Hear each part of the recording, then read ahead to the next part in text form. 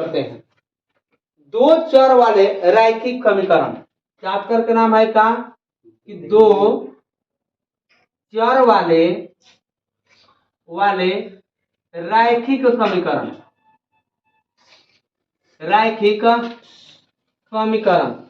और दो चर वाले रैखिक समीकरण कहते हैं, यहाँ पर टू वेरिएबल होता है एक में। सबसे पहले दो चर वाले रैखिक समीकरण जो होते हैं उसको क्या करते हैं कि लिखते हैं इसके परिभाषा, वैसा समीकरण, वैसा समीकरण, समीकरण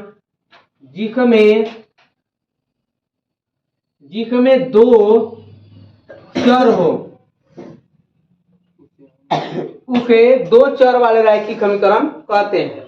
जैसे में अगर हम बात करते हैं दो चर, तो इसमें जैसे लिखते हैं कि ए एक्स प्लस बी वाई अब प्लस में सी बराबर 0। देखिए यहाँ पर एगो चर एक्स है, एगो चर का है वाई है, तो दो गो चर है इसमें। तो देखिए चर किसे कहते हैं, तो चर जो होता है यानी कि चर जिसको कहते हैं चर, चर का मतलब होता है वेरिएबल। वेरिएबल जो होता है जिसको हम चर कहते हैं, यानी कि कहने का मतलब है कि इसमें देखिए अंग्रेजी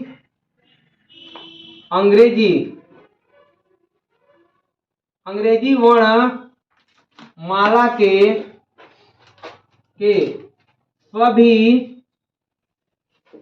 सभी अक्षरों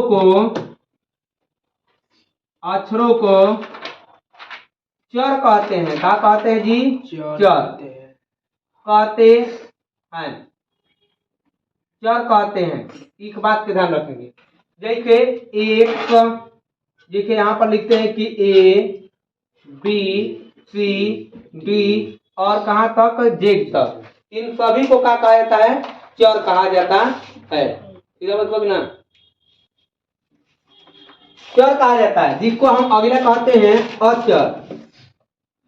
अचर क्या होते हैं? जिसको हम कांस्टेंट कहते हैं। कांस्टेंट का मतलब क्या होता है? कांस्टेंट का मतलब होता है कि जो जिसका मान जीवन में कभी नहीं बदलता है, अर्थात गिनती की सभी संख्या को, गिनती की जितनी संख्या है उन सभी को क्या कहते हैं हम लोग? यानी कि अचर कहा जाता है। तो यानी कि यहाँ पर कह देंगे गिनती की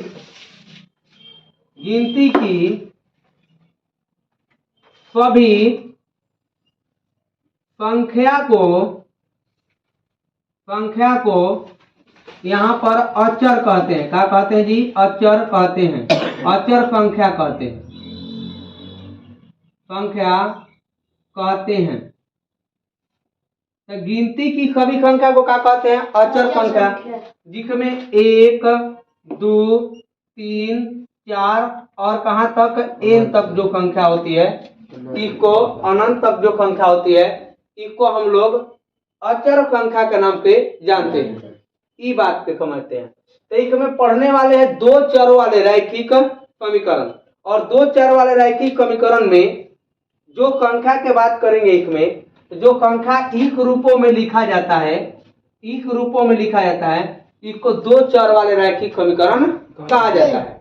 ये बात पे ध्यान देंगे एजा तक। अब एजा के दो चर वाले रैखिक समीकरण में अलग अलग बातें हम लोग पढ़ेंगे, तो ध्यान देंगे आगे के।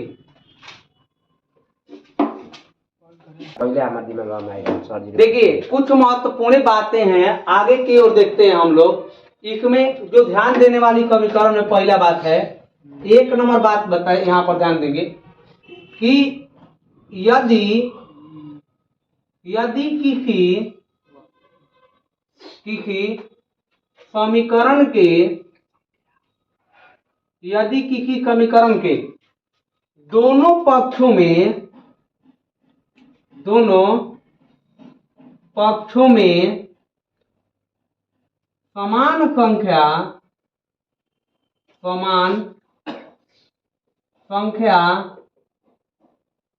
संख्या जोड़ दे या घटा दे या या हम बात करते हैं गुणा कर दें, गुणा कर दें या भाग कर दें, कर देने पर उस समीकरण के मान में कोई परिवर्तन नहीं होता है, परिवर्तन नहीं होता है। कैसे? तो अब देखते हैं। अगर आपको हम एक नंबर इसमें बात करें, पहला बात करते हैं इसमें जोड़कर। क्या करते हैं जी? जोड़कर आपको बताते हैं। जैसे समीकरण दिया गया है, यहाँ पर ध्यान देंगे। जैसे 2 1 प्लस 3 है और बराबर में 0 है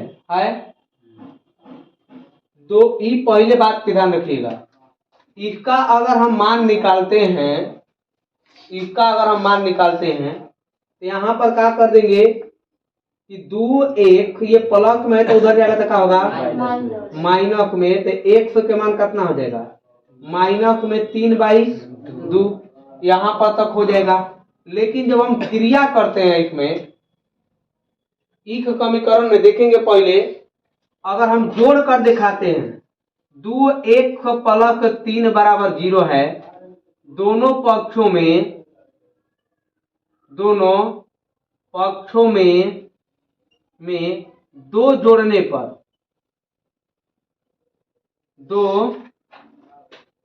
जोड़ने पर यहाँ पर 2 लिख दिए, जोड़ने पर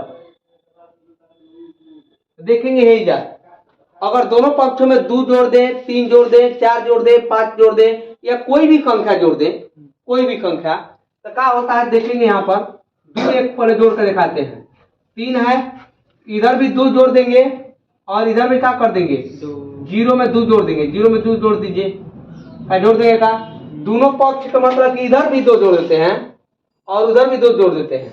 इन कभी में 2 जोड़ दिए गए और उसमें भी 2 जोड़ दिया गया, दोनों पक्ष का मतलब दोनों तरफ।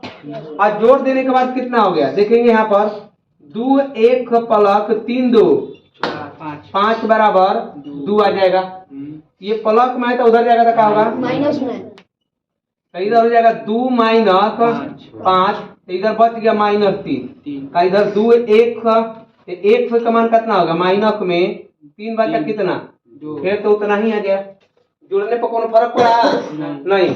आप सोचेंगे कोई और संख्या ले ले, तो एक और संख्या आपको दिखाते हैं कि जैसे यहाँ पर बात करते हैं कि 2 1 प्लस 3 है और हम कहते हैं बराबर में 0 दिया है।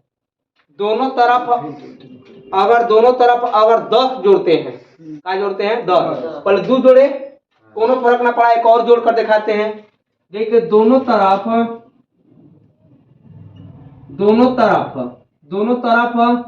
10 जोड़ने पर क्या सिखाए 10 जोड़ेंगे, तो यहाँ पर 2 1 प्लस 3 है, इधर भी 10 जोड़ देते हैं और इधर भी 10 जोड़ देते हैं, संख्या पर कौन प्रभाव पड़ेगा तो देखते हैं आपको।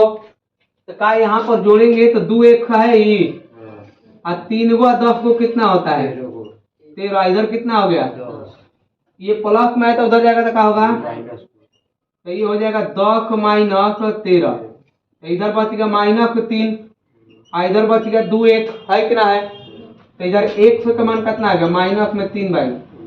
ये जब सीख लिए, यदि किसी समीकरण के दोनों पक्षों में समान संख्या जोड़े, पहले जोड़े सीखे तो कोनो संख्या पर परिवर्तन नहीं होता है। क्या यह बात है, एक नंबर सीखे।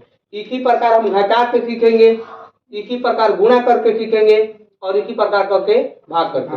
पहले यहाँ तक रखते हैं, यहाँ पर उतारिए, पहले आगे बढ़ते हैं। चलिए आगे देखते हैं हम इस वाले में।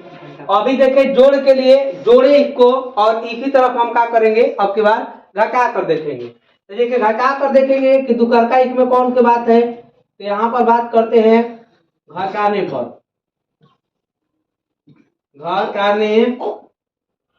तो यहाँ पर देखेंगे घटा कर, देखिए यहाँ पर 4 गो 1 प्लस 5 है, 4 को 1 प्लस 5 यहाँ पर बराबर 0 है। हम यहाँ क्या करते हैं कि दोनों तरफ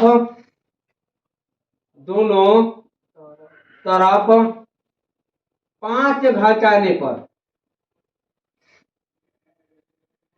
क्या कर देखते हैं। पहले यहाँ पर बात करते हैं कि इसका मान कितना आ रहा है, इसको मान निकाल लेते हैं, तब उसके बाद घटाते देखे नहीं। और 4 को 1 है, लेकिन है कितना है, तो माइनस में इधर प्लस में है, तो इधर जाएगा तो क्या होगा, तो इधर हो जाएगा माइनस में 5 लिख देंगे, तो 1 बराबर कितना आ जाएगा, -5/4 हो जाएगा। ये 100 का मान है। इसी प्रकार इसको क्या करते हैं, घटा कर देखते हैं। घटा कर देखते हैं तो कितना आएगा, 4 1 प्लस 5 माइनस में क्या करेंगे 5, इधर भी घटा देंगे कितना, 0 - 5 हो जाएगा। 5 से 5 खत्म, इधर बच गया 4 1 है, इधर कितना होगा -5, तो 1 का मान कितना होगा, -5 बचा 4। हम ये सीखे कि यहाँ पर अगर घटाते हैं दोनों तरफ एक ही संख्या, तो संख्या पर कोनो प्रभाव नहीं पड़ेगा। ये बात है। इसी प्रकार से हम सीखते हैं इसमें गुणा के रूप में, गुणा करते हैं, गुणा सीखते हैं। 3 नंबर बात का सीखते हैं गुणा। अगर कभी लिखा गया है कि 5 1 -6 बराबर 0, कोनो समीकरण है, यहाँ पर गुणा की बात करते हैं तो यहाँ पर क्या होगा, 5 1 -6 है, तो ये 5 1 यही रहेगा, तो ये माइनस में है तो उधर जाएगा तो क्या होगा प्लस में, तो 1 के वैल्यू क्या आएगा, तो 6 बचा में 5। यहाँ पर ये बात सीख लिए, ये है। लेकिन हम इसी वाले समीकरण में 5 1 है और -6 बराबर 0 है ना। अगर हम दोनों तरफ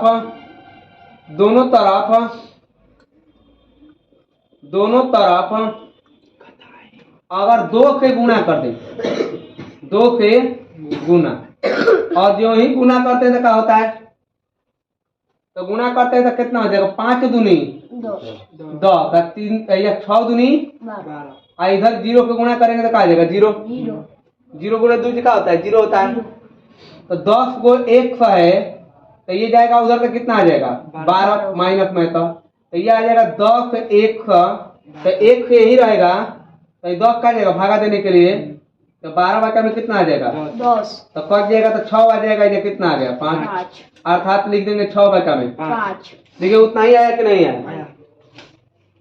इसी प्रकार भाग करके देखते हैं। ये तो हो गया गुणा, अब क्या करेंगे, भाग करके देखते हैं। भाग, अगर भाग करके देखते हैं, देखिए मान लेते हैं, लिखते हैं 4 1 प्लस 3 बराबर 0, इस तरह से होगा ना। तो यहाँ पर अगर हम बात करते हैं तो ये प्लस में तो उधर जाएगा तो क्या होगा, माइनस में, तो 4 1 बराबर -3, तो 1 का वैल्यू गुणा में है तो उधर जाएगा तो भागा में होगा, इस तरह से लिख देंगे। लेकिन अब क्रिया करके देखते हैं। इसी वाले समीकरण है, दोनों तरफ ये क्या कहते हैं, दोनों तरफ 3 से भाग करके देखते हैं, भाग का हो रहा है कि नहीं। यहाँ पर 4 1 प्लस 3 अब भागा 3, इधर कितना आ गया 0 भागा 3, दोनों तरफ कर दिए। 0 के भी किसी भी संख्या में भाग देंगे तो क्या आ जाएगा 0, तो इधर कितना हो गया 4 1 प्लस 3 हो जाएगा का भागा में, तो उधर जाएगा तो क्या होगा गुणा में, इधर हो जाएगा 0, इधर कितना होगा 4 1 प्लस 3, ये कितना आ जाएगा, इसको हम देखते हैं यहाँ पर, तो 4 1 प्लस 3 बराबर 0, तो 4 1 बराबर कितना आ गया -3, तो 1 बराबर कितना आ गया -3 बचा में, फिर उतना ही आ गया कि ना। तो इसका मतलब कि जोड़ करने पर, घटाव करने पर, गुणा करने पर और भाग करने पर संख्या में कोई प्रभाव नहीं पड़ता है। ये चीज हम सीख लिए यहाँ तक। आगे हम लोग क्वेश्चन में यूज लेंगे इसका, ठीक है, आगे देखते हैं। और यहाँ पर प्रश्नावली आपका है, प्रश्नावली 4.1 और 4.1 के पहले का क्वेश्चन आप खुद पढ़िए और देखिए। क्वेश्चन लिखा गया है कि एक नोटबुक की कीमत एक कलम की कीमत से दुगनी है। आपसे कहा है कि नोटबुक एक नोटबुक है आपके पास, उसके पास तो उसकी कीमत है जो वह कुछ कीमत है, लेकिन जो कलम की कीमत है उसके का है दुगुना है, फिर दुगुना। तो सबसे पहले यह क्वेश्चन हम मान लेंगे, माना कि कहेंगे का माना कि यहाँ पर नोटबुक की कीमत नोटबुक की कीमत माने के बता रहा, और कीमत कितना मानो 100 रुपया। कितना मानना है? 100 रुपया मान लेना है। और जो आपका अगला बात कहा है कि कलम की कीमत, जो कलम है कलम की कीमत कितना है? कीमत है y रुपया। कितना रुपया? अच्छा एक बात बताइए, किताब जो कॉपी होता है वो महंगा मिलता है कि कलम? कॉपी ना। तो आप पे कहा है कि दुगुना है किताब का मूल्य, जो नोटबुक का मूल्य है हेकरा वाला के दुगुना है। अच्छा एक बात कहे कि हेजा एक लिख दे है इको वाई लिख दे, हई जो है किको बताता है तो बुक के कीमत को, इको बताता है कलम के कीमत को, दोनों को बराबर कैसे कर देंगे? कैसे करेंगे आप बताइए? तो हम कहते हैं कि हई 2 रुपया का मिल रहा है और 1 रुपया का मिल रहा है, तो दोनों को बराबर कैसे करेंगे? अगर यो 2 रुपया का मिलने लगे तो दोनों पक्ष में क्या हो जाएगा? बराबर हो जाएगा। और कह रहा है कि दोगुना है हेकरा के, एकरो को 2 दे देंगे तो दोनों आपस में क्या हो गया? बराबर। तो आप कहेंगे कि 100 आई प्लस में रहेगा तो क्या होगा? माइनस में 2 आई, यानी क्या बच गया? 0। और ये क्या है? आंसर। का दिक्कत है क्या? इस तरह की पहले का क्वेश्चन कर पाएंगे, 1 नंबर क्वेश्चन है, और जल्दी से 1 नंबर करिए। चलते हैं अगला क्वेश्चन की ओर। 2 नंबर क्वेश्चन का है, निम्नलिखित रैखिक समीकरण को यहाँ पर लिखा है, देखिए a1 plus by plus c बराबर कितना लिखा गया है? 0 लिखा गया है के रूप में व्यक्त कीजिए और प्रत्येक स्थिति में a b c के मान ज्ञात कीजिए। a b c के मतलब है जो 100 का गुणा जो होगा, 100 का गुणज को a कहते हैं, y के गुणज को b कहते हैं, और जो अचर होता है उसे हम लोग क्या कहते हैं? c कहते हैं। ये बात देखिए, पहला क्वेश्चन यहाँ पर दिखाया गया है। पहला क्वेश्चन इसमें लिखा गया है कि 2x प्लस 3y बराबर दिया है 9.35, और इक पर रेकरिंग दिया है 5%, और इक में ए बी सी का मान ज्ञात करना है। कैसे निकालेंगे है ना? देखो पहले यहाँ पर 2x लिख देंगे का, और प्लस में 3y है, इधर ये प्लस में तो इधर आएगा तो क्या होगा? माइनस 9.35 पर क्या कर देंगे? बाद 0 का कर देंगे का? इसे कर देंगे। और जब कर देंगे तो देखेंगे हेजा का लिखेंगे a1 प्लस by प्लस में c बराबर कितना? तो a के कोफिशिएंट कितना आ गया? a का 2 आ गया गुणज, b बराबर कितना आ गया? 3, और c के मान कितना आ गया? माइनस में 9.3 पर 5 रेकरिंग का कर देगा। इसी तरह से अगला क्वेश्चन बनाएंगे। 2 नंबर क्वेश्चन कहता है 1 माइनस y बाई 5 है, और माइनस में 10 बराबर 0 है।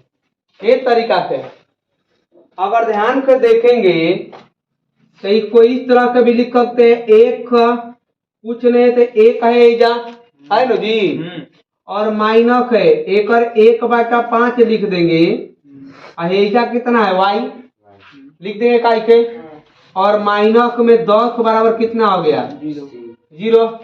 एजा लिख देंगे a1 प्लस by प्लस में b बराबर 0। तो a के मान कितना है 1 है, अब b के मान कितना है माइनस में 1/5, और c के मान कितना 10।